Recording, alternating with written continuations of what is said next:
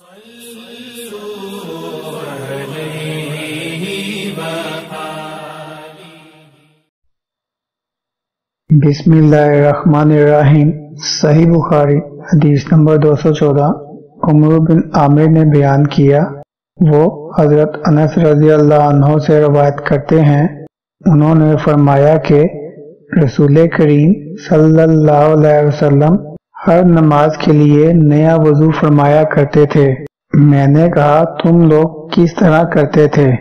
कहने लगे, हम में से हर एक को उसका वजू उस वक्त तक काफी होता जब तक कोई वजू तोड़ने वाली चीज पेश न आ जाती, यानी पेशाब, पखाना या नींद वगैरह।